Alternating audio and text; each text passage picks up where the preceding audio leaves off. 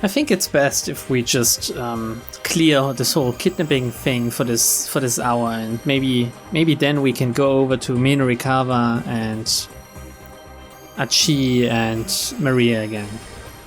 So let's go to Osawa. Let's see how he reacts this time. Maybe he won't turn himself in. Osawa and jump.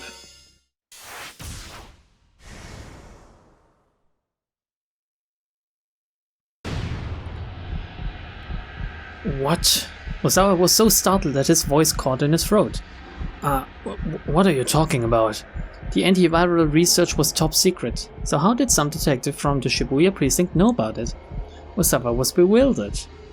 I'm the one asking the questions here, Mr. Osawa. Did you give the antiviral drug to your daughter Hitomi?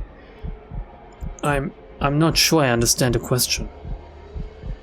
I know what the syndicate is really after, Mr. Osawa. Osawa's mind went blank when he heard what Kano said next. He could give no reply. Oh, we didn't actually hear or read earlier what he said, of course, and now we also don't really hear what he's saying, so this could very well be the wrong thing. Mr. Osawa? The detective continued after a moment. Is everything alright? Without really thinking, Osawa hung up. Maybe it's still a bad end, I don't know. Osawa staggered out of the living room. No, it's not, it's different, okay. He needed to be alone. To his surprise, Kajiwara didn't try to stop him.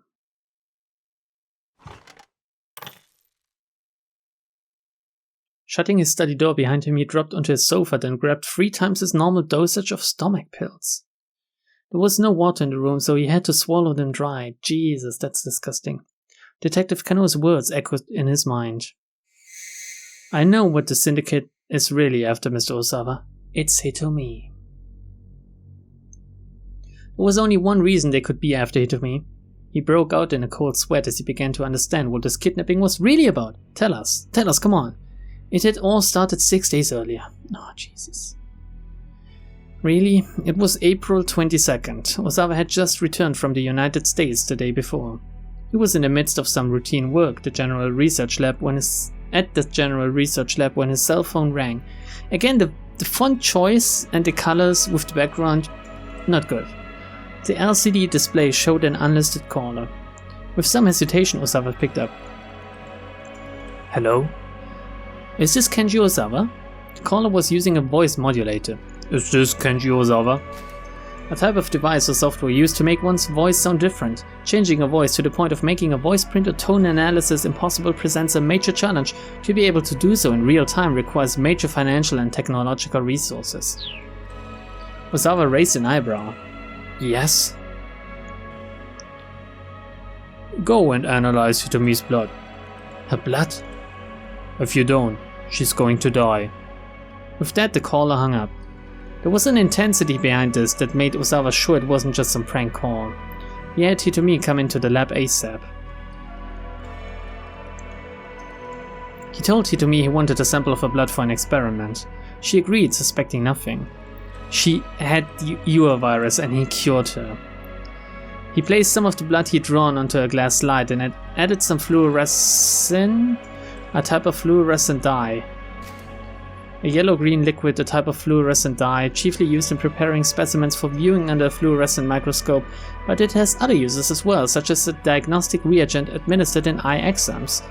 Its highest volume use is on St. Patrick's Day, when massive amounts of fluorescein are used to dye Chicago River green. Is this good for the environment?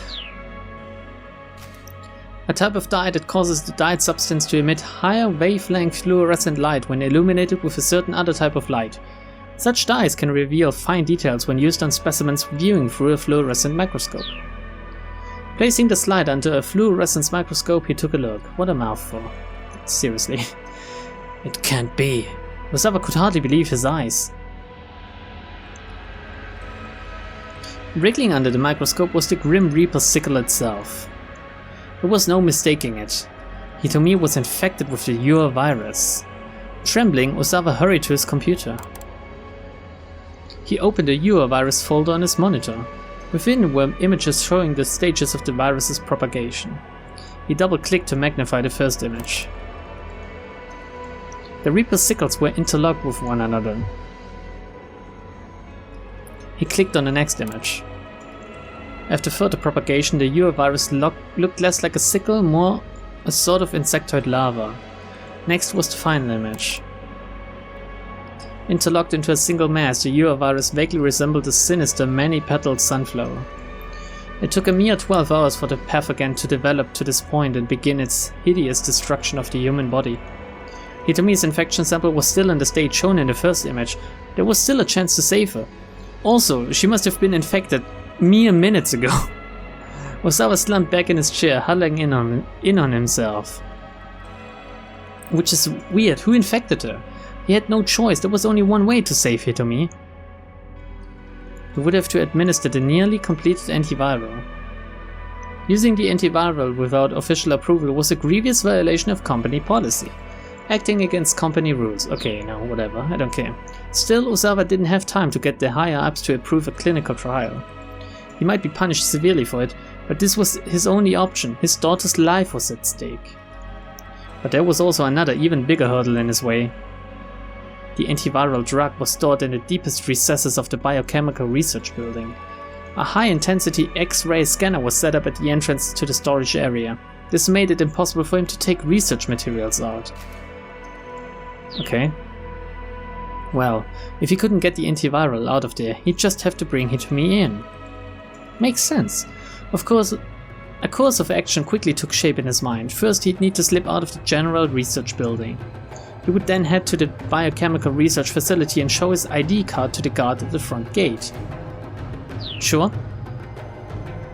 Oh wow, we have a simulation here.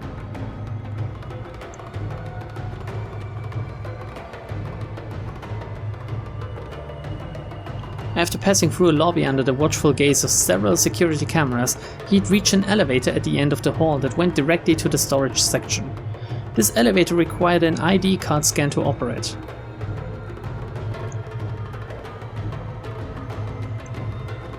It goes down, down, down, I guess.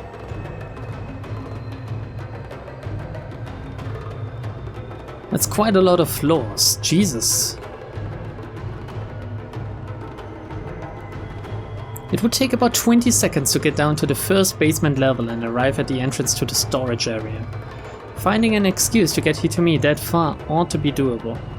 If the security guard got suspicious, Osawa could say it was for a top-secret hematology experiment, and the guard would probably believe him. The problem was what came after.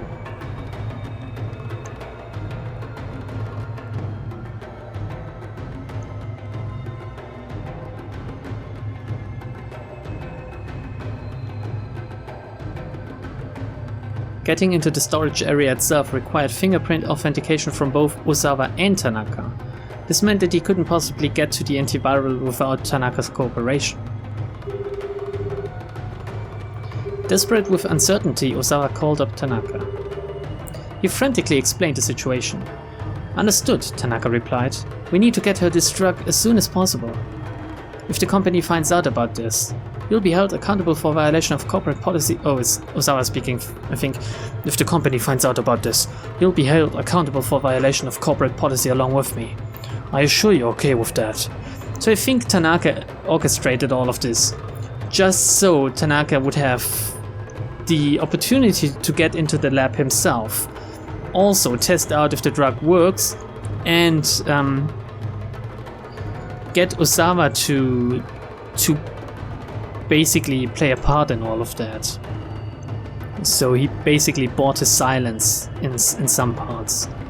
Because Osawa doesn't want this to get out, of course, so he shields Tanaka in front of the police. If anyone ever asks, oh, okay, why did you and Tanaka get in there, how did you get in there and stuff, which is why he was so curious about why someone got in there before them, I think. When his boss got in there. I don't know, when they were taking out the antiviral agent, basically. Whatever. What are you talking about? Hitomi's life is more important than company policy. Tanaka spoke without hesitation. Osawa felt an immense surge of gratitude for his assistant. And I have to say, I'm deeply moved by your determination, Tanaka added. Moved? Whatever for. You really are worried about Hitomi? Osawa's gratitude faded. What are you talking about? Of course I am. My apologies, it's just that putting your career on the line for something so personal is... It's what? It's not like me. No. Well, yes. I'm sorry. Now Tanaka's voice was colored with embarrassment. Just what sort of person do you think I am? Osawa resisted the urge to ask the question out loud. Tanaka is an asshole, seriously. A short time later, Osawa and Tanaka stood before the door to the secure storage area. The security guard had let them in without the slightest suspicion. Osawa pressed his index finger to the fingerprint scanner first. Accepted. He realized he'd been holding his breath as his authorization finally went through. Half a moment later, Tanaka touched his own finger to the scanner plate. Accepted.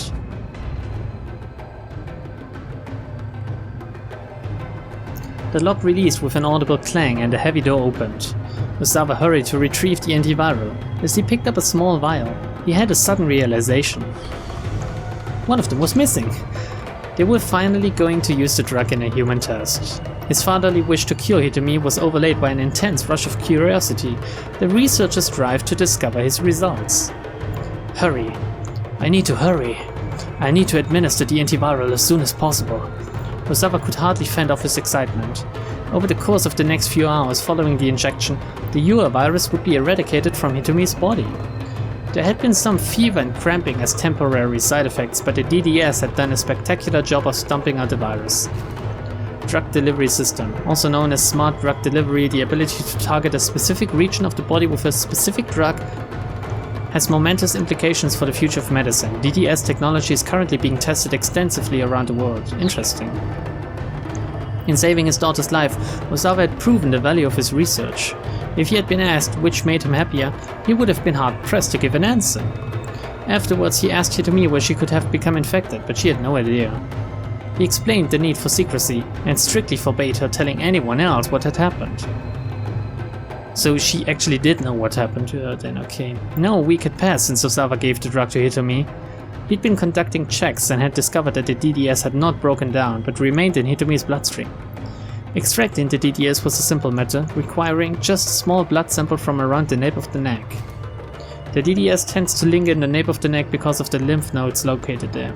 These lymph nodes identify viruses that invade the body as foreign substances to be attacked, but they are not always able to overcome particularly powerful pathogens.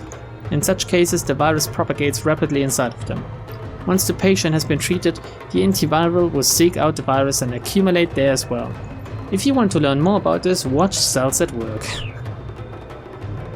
The DDS itself was simply the delivery system for the antiviral drug.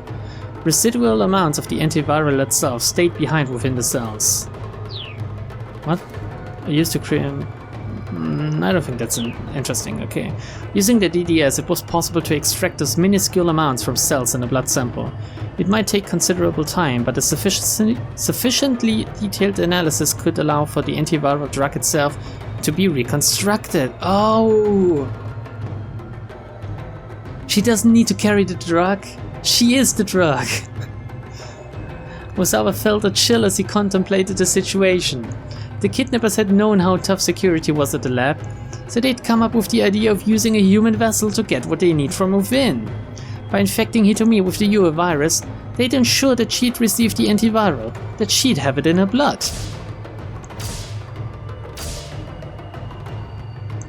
If Tanaka was working with the kidnappers, that explained why he'd been so cooperative about the fingerprint scanner. Damn it, Osawa shouted. He clutched his head in his hands. Tell Kajiwara, seriously. Tanaka had been his partner and trusted confidant for years. Osawa refused to believe he'd been betrayed like this.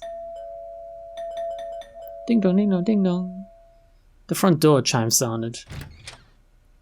Mr. Osawa, Kajiwara called out. It appears you have a visitor. Could you handle that? Who could it possibly be, now of all times? You deal with it. Osawa was in no state of mind to receive a guest. All right. With a sigh, Osawa dragged himself to his feet. Let's see who it is, just so we know where it would jump to. I think it's Minarikawa. With a sigh, Osawa dragged himself to his feet. It definitely is, right? He stumbled warily back to the living room where the investigators were staring at the intercom monitor with concern. The intercom's hidden camera showed a man with an unsettling grin posed intimidatingly outside the front gate. It fucking is him. Osawa didn't recognize him. Yes, who is it? He asked guardedly through the intercom. It's Minurikawa. Where might I know you from, Mr. Minurikawa? Oh, you know, here and there. I mean, there's only one Minurikawa, really. Are you playing games with me? I don't have the time for that. Please, just open up. There's no way I'm letting you in, Osawa said.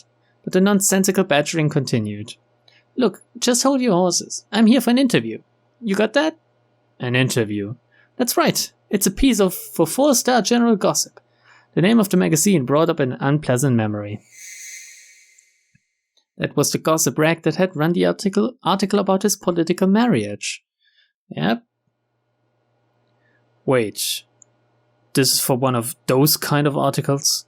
What do you mean, those kind of articles? I'm just looking for an interview. The man's tone was both high-handed and belligerent. Like hell you are. I'm not talking to anyone from the gossip. You're not the one I'm here to talk to. I want to interview your twin daughters. Oh, my daughters. I understand they won a shared prize for a beauty contest at Midoriyama Academy. If you wouldn't mind my interviewing them, Furious, Osawa cut off the intercom. This was no time to be indulging someone else's nonsense. Hey, what gives? The man was shouting so loud his voice carried past the gate and through the front door. Jesus. I'm begging out here, on my hands and knees. He wasn't actually on his hands and knees. Osawa could see that clearly through the intercom monitor. If your daughters aren't home, can you at least tell them I want to get in touch with them? Mr. Osawa, Kajiwara said, frowning. This isn't a good time to have someone drawing attention to your home. Alright, I'll get rid of him. Osawa hurried out the house, confronting Minurikawa through the front gate. Yet another jump. Okay, interesting. The journalist had that tenacious look that immediately marked him as a member of the media. Give me a business card, Osawa said. I'll have them get in touch with you later. He took Minurikawa's card and went right back inside. Nice. Back in his study, Osawa tossed Minurikawa's business card into the trash. Unable to think of what else to do, he tried the internet fortune teller again. Is it the same result? He got the same "you're a very work-minded person" result a second time. If you don't get over your indifference to the world might start to harbor quite a grudge. My indifference to the world around me, huh? The truth was that even with his closest companions, even with Tanaka for instance, his relationship had always been strictly a matter of business. He'd never really taken it upon himself to get to know Tanaka as a person, and it was pretty much the case for everyone he knew. He harbored no interest in other people. He had no concern for his fellow man. That had made itself abundantly clear when he received the microscope as a birthday present way back in first grade. Even now he still remembered the shock he'd felt when he looked through that lens for the first time. He discovered a new, almost infinite world hidden in the midst of one he'd always thought was too small. By comparison, the real world seemed bland and ugly. Wherever he looked, wherever he went, he had to contend with tedium. It hadn't taken long for him to become more charmed by the world under his microscope than the one around him. It was like a calm, quiet little seaside. A beach where he could just sit and stare out at the waves. He wanted to stay immersed in that world forever and ever. Before he knew it, he was an adult, and then a husband, and then a father. The people around him thought him an odd fellow, but he hadn't let that change the way he lived his life. And this, now, was the result. He hadn't been betrayed by Tanaka. He didn't know Tanaka well enough for that. Well, that's one way to look at it, I guess. Find a way to connect more deeply with the people around you and start living a better life before it's too late. Just do that and you're sure to have a wonderful future ahead. Or maybe not. Who knows? Osawa picked up his cell phone and dialed Tanaka's number. I had tried calling him repeatedly and hadn't gotten through. It was doubtful that he'd pick up. Still, Osawa had to try. The phone rang several times. He listened grimly to the empty mechanical sound, preparing himself for disappointment. Oh? What is it? Tanaka's voice sounded coldly in Osawa's ear. Oh, the tension was electric. That's creepy. Is he really gonna talk to him? Oh fuck, it's a keep out. It's a keep out. Of course it is. It would be way too much information at this point, I think.